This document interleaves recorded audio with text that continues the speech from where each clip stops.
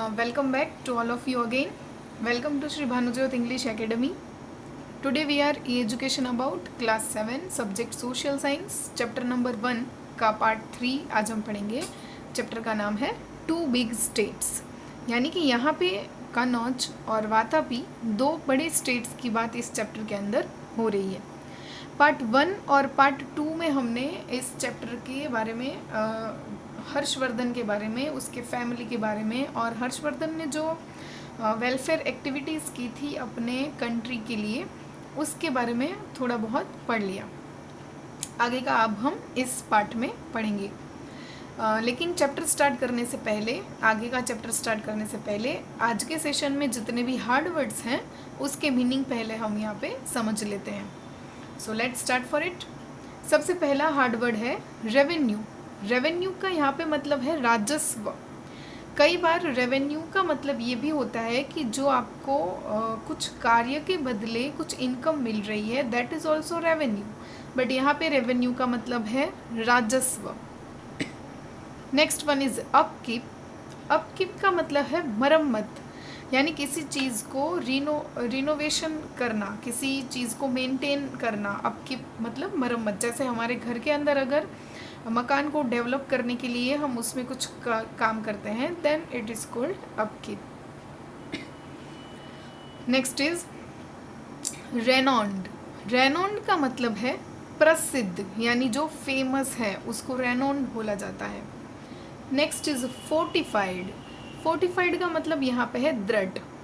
यहाँ पे फोर्टिफाइड का मतलब आप इस चैप्टर के अंदर आप फोर्टिफाइड का मतलब किले भी निकाल सकते हो. जो बड़े बड़े किले बनाए जाते हैं प्रोटेक्ट करने के लिए, वो मतलब है, यानी दृढ़.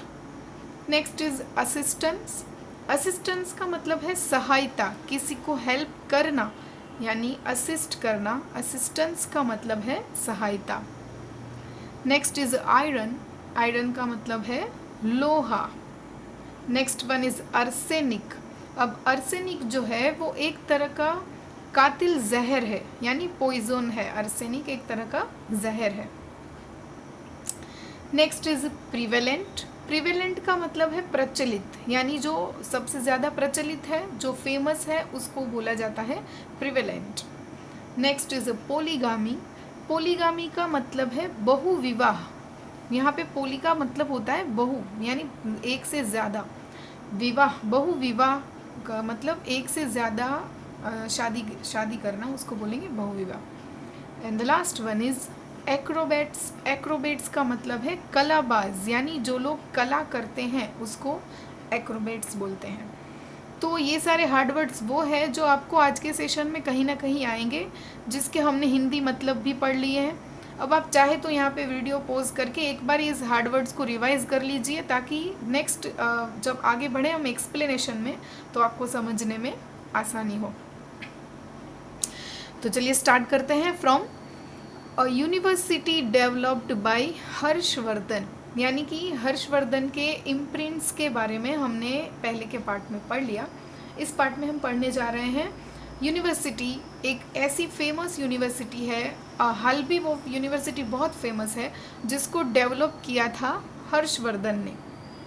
And that name is Nalanda university. King Harsh extends all possible assistance to Acharya Shilbhadra and made Nalanda into a world famous university. यानी कि किंग हर्ष, यानी हर्षवर्धन की बात हो रही है.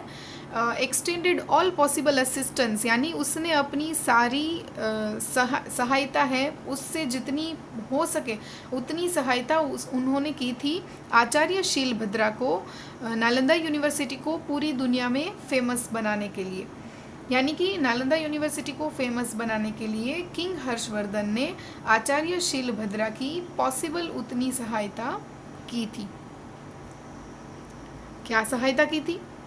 The university had access to the revenues of 100 villages given to them by king Harsh for its upkeep and maintenance. यानी कि हर्षवर्धन ने अपने 100 गाँव की ज़मीन जो थी वो नालंदा यूनिवर्सिटी को मेंटेन करने के लिए, अपकीप यानी उसकी मरम्मत करने के लिए दे दी थी.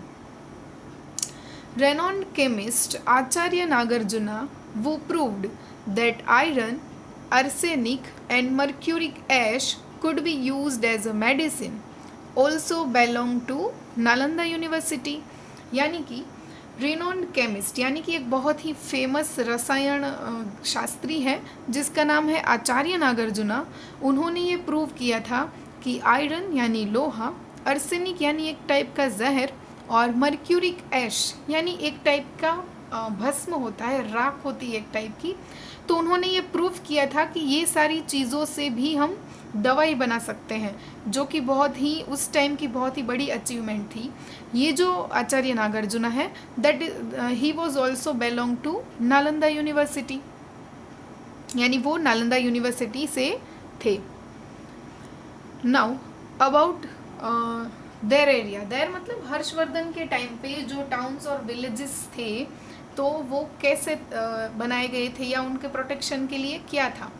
So here town and villages of the time were fortified and had huge gateways eight there entrance, यानी कि गांवों और नगरों को, टाउन्स यानी उस टाइम पे नगर बोला जाता था, तो नगर और गांवों को of the time were fortified, यानी नगर और गांवों को बड़े बड़े किलों से प्रोटेक्ट किया गया था, उसके आसपास बड़े बड़े किले लगाए गए थे। And had huge gateways eight there entrance, यानी कि उनके गांव की और नगरों की एंट्रेंस के लिए बड़े बड़े गेट बनाए गए थे। The society was divided into 4 groups, यानी कि जो सोसाइटी है उस टाइम का जो समाज है उसको 4 ग्रुप्स के अंदर डिवाइड कर दिया गया था। देयर कस्टम्स, यानी कि वहाँ के उस टाइम पे कस्टम्स का यहाँ पे मतलब होगा रीति रिवाज, तो उस टाइम पे क्या रीति रिवाज थे। वाइल द पर्दा system and intercaste marriages were not prevalent at that time. The custom of sati, child marriage and polygamy had started by then. यानी कि उस टाइम पे पर्दा सिस्टम यानी आप इस इमेज के अंदर देख सकते हो कि लेडीज़ जो है वो पल्लू में रहती है, इसे पर्दा सिस्टम बोलते हैं। तो उस टाइम पे पर्दा सिस्टम और इंटरकास्ट मैरिज यानी ऐसे दो लोग शादी कर रहे हैं जो एक कास्ट के नहीं है, उसको इंटरकास्ट मैरिज बोला जाता है। तो इंटरकास्ट मैरिज और पर्दा की जो सिस्टम थी वो उस टाइम पे इतनी फेमस नहीं थी, यानी उस टाइम पे इतनी ज़्यादा नहीं चल रही थी। जबकि the custom of Sati and child marriage, यानी कि बाल विवाह और सती प्रथा जो थी, और उसके साथ साथ पोलीगामी यानी बहु विवाह, यानी एक से ज़्यादा शादी करने की जो रीति थी वो उस टाइम पे स्टार्ट हो चुकी थी। देयर डाइट्स, यानी कि लोग जो थे वो कैसा डाइट फॉलो करते थे, उस टाइम के जो लोग थे वो कैसा डाइट फॉलो करते थे। The local diet consist of milk and milk products, wheat, rice, fruits and vegetables, यानी कि उस टाइम के लोग ज़्यादातर क्या खाते थे, मिल्क यानी दूध, मिल्क प्रोडक्ट्स यानी मिल्क से बनी हुई चीज़ें जैसे कि लस्सी है, बटर है, चीज़ है, एक्सेट्रा। देन वीट यानी कि गेहूं, राइस यानी कि भात बोल सकते हैं हम, एंड फ्रूट्स एंड वेजिटेबल्स, ये उन लोगों का डाइट था। क्या डाइट था, milk products, wheat, rice, fruits and vegetables. What they wear, यानी कि वो सबसे ज़्यादा क्या पहनना प्रिफर करते थे। They wore clean simple white clothes, यानी कि वो स्वच्छ सिंपल यानी सादे सफ़ेद कपड़े पहनना पसंद करते थे ज़्यादातर। Man war dhotis and women war saris, अब मैन जो थे वो धोतीस पहनते थे और वुमेन जो थी वो स्त्रियां जो थी वो साड़ीज़ ज़्यादा पहनती थी। Their ornaments, rings, bangles, bracelet, necklace were made from flowers.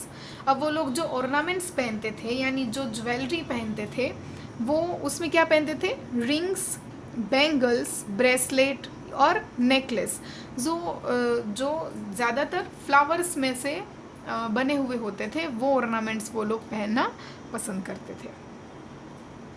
Games that played, यानी कि उस टाइम के लोग भी गेम खेलते थे। कैसी गेम खेलते थे?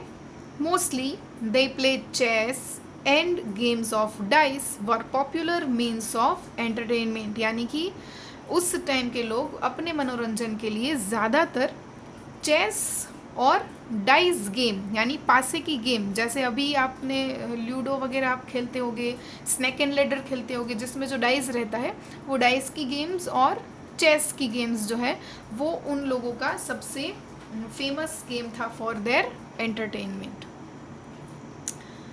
Acrobats and conjurers wandered from village to village entertaining people, यानी कि एक्रोबेट्स का मतलब मैंने बोला था जो लोग कलाएं दिखाते हैं। जैसे कि आप इस इमेज में देख सकते हो ये एक टाइप की कला है, मतलब ऐसे आप पिरामिड ह्यूमंस के हेल्प से बनाना या फिर ऐसी कोई भी कलाएं। कंजूरियर्स यानी मदारी भी हो सकता है और जादूगर। तो एक्रोबेट्स एंड कंजूरियर्स मतलब कला दिखाने वाले कलाकार, मदारी और जादूगर जो थे वो लोगों को एंटरटेन करने के लिए ट्रैवल करते थे from one village to another village. Now their occupations, यानी कि वो लोग ज़्यादातर काम क्या करते थे? तो farming and animal husbandry were the main occupations of the people. Farming यानी खेती करना और एनिमल हस्बेंड्री यानी पशुओं को पालना, जिसको पशुपालन बोला जाता है। तो खेती और पशुपालन जो थे वो उन लोगों के मैक्सिमम व्यवसाय थे, यानी ज़्यादातर लोग वही काम करते थे। तो आज के सेशन में हम इतना ही रखेंगे।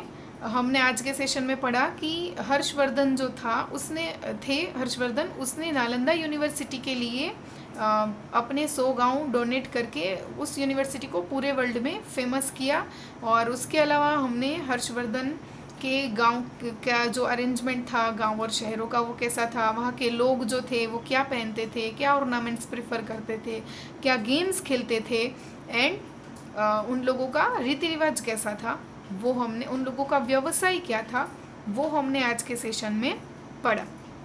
इसके बाद वाले सेशन में भी अभी भी हम उन लोगों के बारे में थोड़ा और ज़्यादा पढ़ेंगे। Then see you soon, till then stay safe, stay home, stay healthy, bye bye.